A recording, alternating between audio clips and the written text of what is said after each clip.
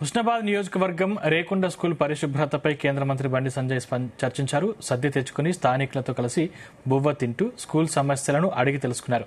పాఠశాలలో తరగతి గదుల సమస్య ఉందని బండి సంజయ్ దృష్టికి తీసుకురాగా సానుకూలంగా స్పందించారు. తక్షణమే 10 లక్షల రూపాయలు పాఠశాల అభివృద్ధి కోసం కేటాయిస్తున్నట్లు తెలిపారు. ఇటీవల 10వ తరగతిలో అత్యధిక మార్కులు సాధించిన విద్యార్థులు అభినందించారు. ఈ ఏడాది కూడా 10వ తరగతి విద్యార్థులందరికీ ఉచితంగా సైకిళ్లు పంపిణీ చేస్తామని కేంద్ర మంత్రి బండి సంజయ్ హామీ ఇచ్చారు. దేశవ్యాప్తంగా అనేక కార్యక్రమాలు నిర్వహిస్తున్నాం.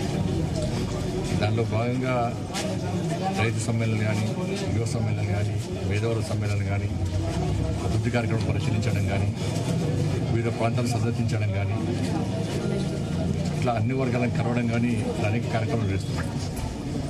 దానిలో భాగంగా కరీంనగర్ పార్లమెంట్ నియోజకవర్గంలో ఇక్కడ ఒక వినూతంగా మంచి కార్యక్రమం తీసుకోవడం జరిగింది. స్వచ్ఛ పాఠశాల ఈ నెల 10వ తరగతి నుంచి రాష్ట్ర ప్రభుత్వము పాఠశాలను తిరిగి తెరవాలని చెప్పి ఆదేశించింది. కాబట్టి కరీంనగర్ పార్లమెంట్ నియోజకవర్గంలోని అన్ని ప్రభుత్వ పాఠశాల తరగతి గదులను క్లీన్ చేయాలని చెప్పి ఉద్దేశంతో ఈ కార్యక్రమం తీసుకోవడం జరిగింది. స్వచ్ఛ పాఠశాల పేరుతోనే తరగతి గదులు శుభ్రం జరిగింది.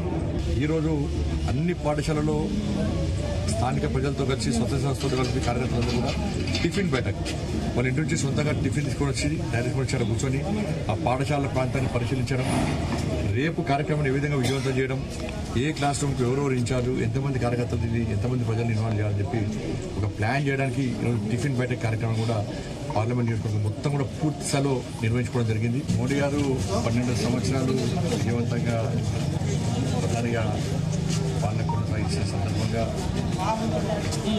దేశవ్యాప్తంగా